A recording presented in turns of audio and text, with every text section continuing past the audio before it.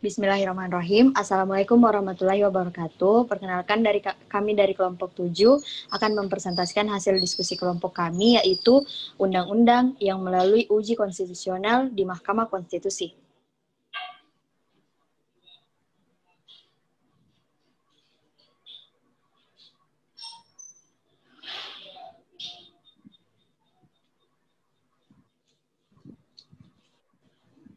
Adapun anggota kelompoknya yaitu Anugrah Nurauliani, saya sendiri, Muhammad Haikal, Tara Azhara Maulida, Novi Indriani, Hasrul, dan Muhammad Fahri.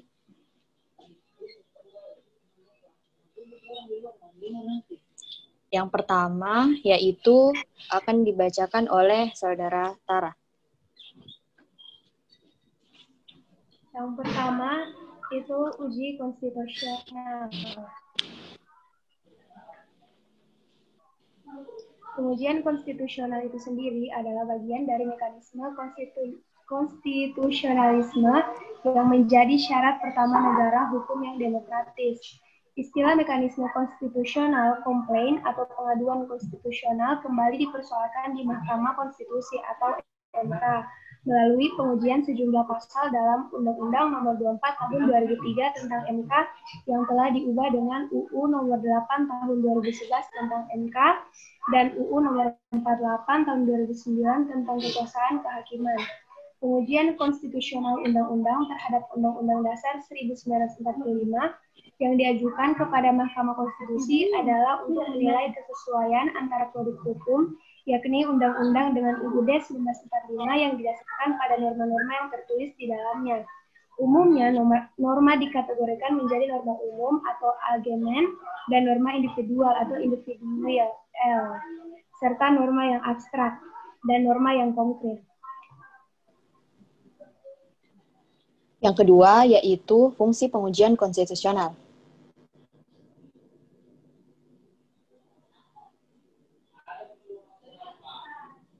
Selanjutnya akan dilanjutkan oleh teman saya, Saudara Novi. Yang pertama itu fungsinya untuk menjamin berfungsinya sistem demokrasi dalam hubungan perimbangan peran antara cabang-cabang kekuasaan legislatif, eksekutif, dan yudikatif. Fungsi yang kedua yaitu melindungi setiap individu, warga negara dari penyalahgunaan kekuasaan oleh lembaga-lembaga negara yang merugikan hak fundamental warga negara yang dijamin konstitusi. Yang ketiga yaitu undang-undang yang telah melalui uji konstitusional di Mahkamah Konstitusi akan dijelaskan oleh teman saya. Kemudian yaitu salah satu contoh UU yang telah melalui uji konstitusional di Mahkamah Konstitusi menurut Undang-Undang Nomor 32 Tahun 2004. Adapun pokok-pokok permohonannya yang pertama yaitu hal-hal yang telah dikemukakan dalam wewenang Mahkamah Konstitusi dan kedudukan hukum pemohon sebagaimana diuraikan merupakan bagian yang tidak terpisahkan dari pokok-pokok permohonan ini. Yang kedua yaitu pemohon adalah warga negara Indonesia, salah satu putra Indonesia asal Papua yang berdomisili di Papua, yang mempunyai hak dan kewajiban konstitusional untuk memilih dan dipilih serta berkepentingan dalam pelaksanaan pemilihan kepala daerah dan wakil kepala daerah Kabupaten Jayapura tahun 2011.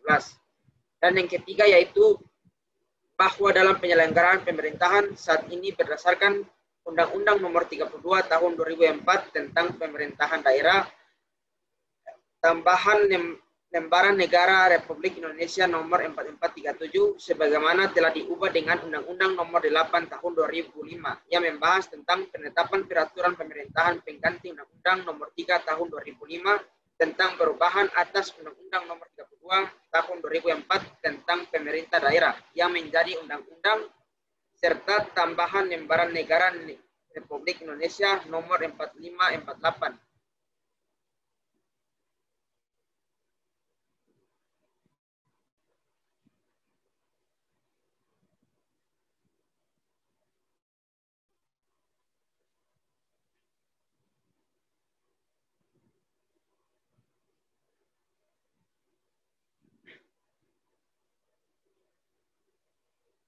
Kemudian selanjutnya yaitu salah satu ketentuan penyelenggaraan pemerintahan daerah, yaitu adalah untuk berkenan dengan penetapan syarat calon kepala daerah dan wakil kepala daerah dalam pasal 58 Undang-Undang Nomor 32 Tahun 2004 tentang pemerintahan daerah yang menyatakan bahwa calon kepala daerah dan wakil kepala daerah adalah warga negara Republik Indonesia yang memenuhi syarat. Yang kedua yaitu ketentuan tentang syarat calon kepala daerah dan wakil kepala daerah dalam pasal 58 huruf C Undang-Undang Nomor 32 Tahun 2004 tentang pemerintahan daerah. Kemudian diatur lebih lanjut dalam pasal 38 ayat 1 huruf C Peraturan Pemerintah Nomor 6 Tahun 2005 tentang pemilihan, pengesahan, pengangkatan, dan pemberhentian kepala daerah dan wakil kepala daerah. Serta dalam pasal 9 ayat 1C Peraturan Komisi Pemilihan Umum Nomor 13 Tahun 2010 tentang pedoman teknis tata cara pencalonan pemilihan kepala daerah dan wakil kepala daerah. Dan yang terakhir yaitu permohonan melalui permohonan ini meminta agar Mahkamah Konstitusi memberikan penafsiran dan penegasan serta memberikan batasan yang memberikan kepastian hukum yang adil bagi pemohon.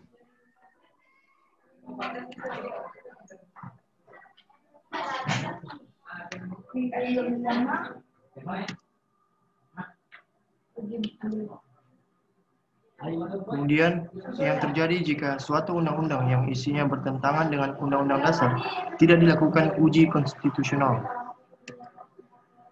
Suatu peraturan perundang-undangan tidak boleh bertentangan dengan peraturan perundang-undangan di atasnya. Dengan demikian, peraturan daerah tidak boleh bertentangan, misalnya dengan undang-undang, peraturan pemerintah, keputusan presiden, atau keputusan menteri. Permasalahan muncul ketika TAP MPR nomor 3/MPR/2000 meniadakan keputusan menteri dalam tata urutan peraturan perundang-undangan di Indonesia. Artinya, di bawah keputusan presiden, secara langsung peraturan daerah ini menjadikan pemerintah daerah atau DPRD tidak merasa perlu mengikuti keputusan menteri dalam pembuatan peraturan daerah.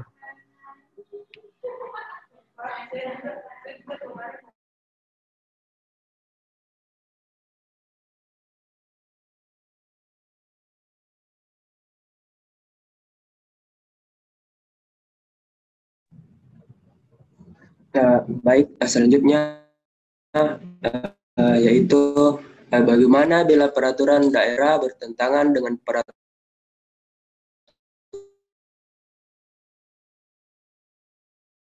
perundang-undangan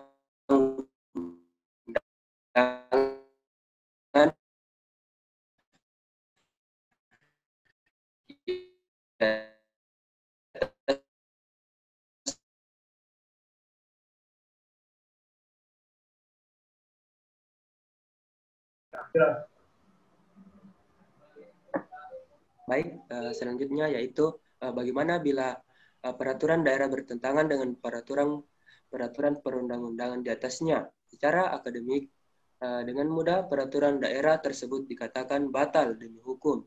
Dalam praktek, tidak segampang itu. Saat ini, Departemen Dalam Negeri mempunyai Dewan Otonomi Daerah atau DOD yang salah satu tugasnya meneliti dan menilai perda-perda yang dibuat pemerintah daerah atau DPRD dalam kaitannya terutama dengan konsistensi dan korelasinya dengan peraturan perundang-undang di atasnya. Apabila dinilai bermasalah, misalnya bertentangan dengan peraturan perundang-undangan di atasnya, maka DOD hanya bisa menganjurkan agar pemerintah daerah atau DPRD yang bersangkutan merubah atau mencabutnya.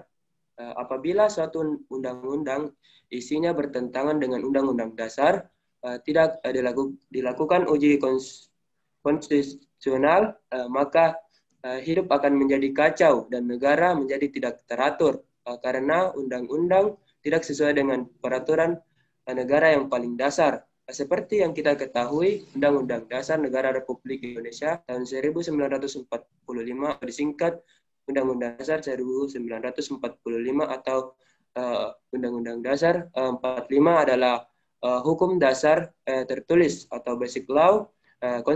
Konstitusi pemerintah negara Republik Indonesia saat ini Karena itulah Undang-Undang Dasar haruslah menjadi dasar dari semua hukum yang ada di Indonesia. Hal ini bertujuan untuk menciptakan tatanan kehidupan yang baik dan sehat untuk bangsa dan negara.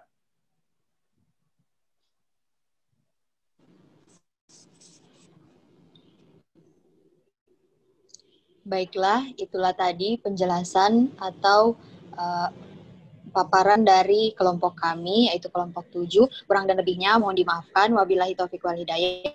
Wassalamualaikum warahmatullahi wabarakatuh.